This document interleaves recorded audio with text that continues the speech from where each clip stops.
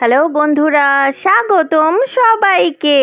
শনিবার ওয়ারা দেখে আমরা এসে গেছি লালমহল দেখতে। চলুন এবার ভিতরে প্রবেশ করি।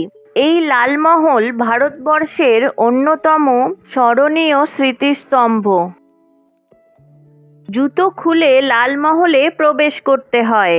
বর্তমানে এই যে লালমহলটি আমরা দেখছি সেটি পুনে পৌরসভা দ্বারা পুনর্নির্মাণ করা হয়েছিল।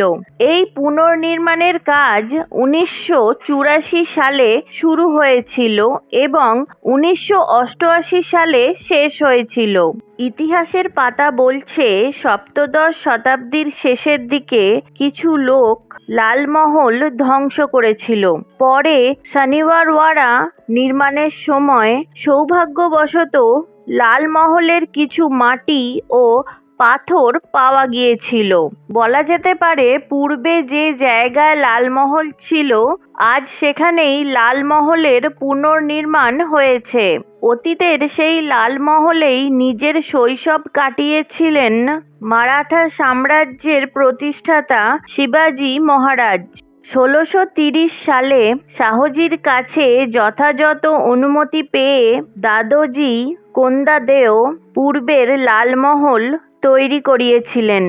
পুনর্নির্মাণ হওয়া বর্তমানের এই লালমহলের ভিতরে রয়েছে শিবাজি মহারাজের জীবনের গুরুত্বপূর্ণ নানা ঘটনা অবলম্বনে আঁকা বড় আকারের তৈলচিত্র।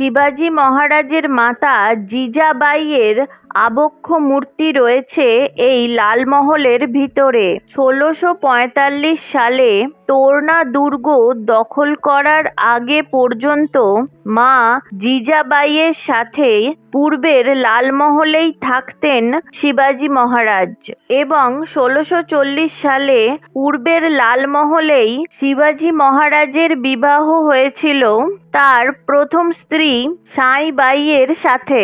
1630 সালে পূর্বের লালমহল নির্মাণের উদ্দেশ্যই ছিল তৎকালীন সময়ে ধ্বংসপ্রাপ্ত হওয়া পুনে শহরকে পুনর্জীবিত করা এবং শাহজির পুত্র ছোট্ট শিবাজিকে লালন পালন করার জন্য।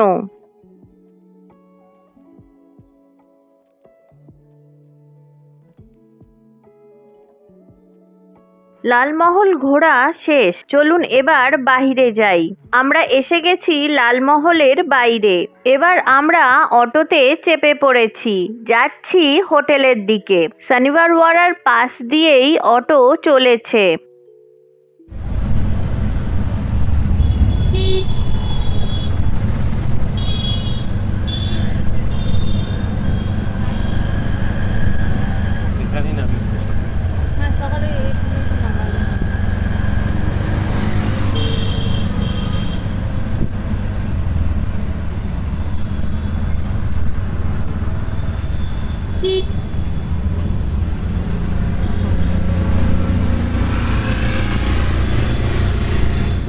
আমরা নেমে পড়েছি অটো থেকে। এবার হোটেলে ফিরে ব্যাগপত্র নিয়ে রওনা দেব মুম্বাইয়ের পথে। একদিনের মামলা ছিল তো, তাই আলাদা করে আর সুটকেস বা ট্রলি কিছু করিনি। এই যে আমরা উঠে পড়েছি গাড়িতে, রওনা দিয়ে দিয়েছি মুম্বাইয়ের উদ্দেশ্যে। তবে এই একদিন পুনেতে ঘুরে যেটুকু বুঝলাম যে পুনেতে আরো একবার আসতে হবে। পুনের অনেক কিছু দেখা এখনো বাকি থেকে গেল। আর আমি যে মিউজিয়ামটায় গতকাল গেছিলাম, রাজা দিনকর কেলকর মিউজিয়াম, অভিষেককে এই মিউজিয়ামে নিয়ে যাওয়ার ইচ্ছা রইল। জানি মিউজিয়ামের ভিডিওটা আপলোড করে দিয়েছি, অভিষেকের দেখা হয়ে গেছে, কিন্তু তা হলেও ভিডিওর মধ্যে দেখা আর চোখের সামনে দেখা দুটোর অনুভূতির মধ্যে অনেক ফারাক থাকে। রাজা দিনকার কেলকার মিউজিয়ামের ভিডিওটির লিংক আমি এই ভিডিওর ডেসক্রিপশন বক্সে দিয়ে রাখলাম। যে মুম্বাই পুনে এক্সপ্রেস ওয়ে দিয়ে আমরা এসেছিলাম সেই একই রাস্তা ধরে আমরা এখন ফিরছি।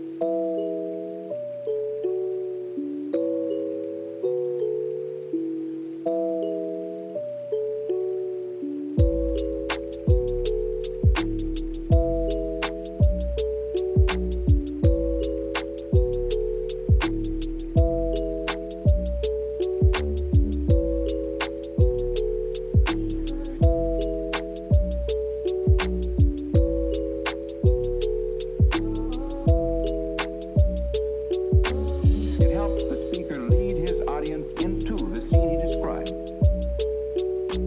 by creating an imaginary picture. Usually it's something that moves.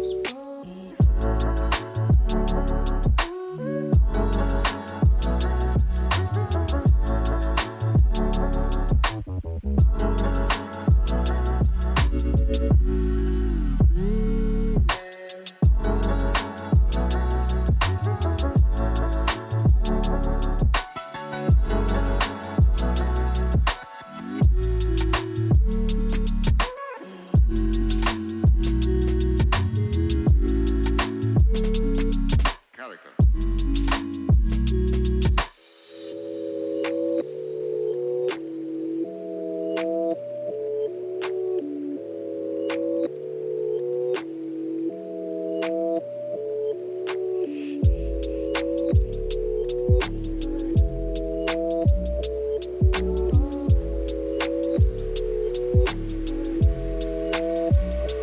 So then, why?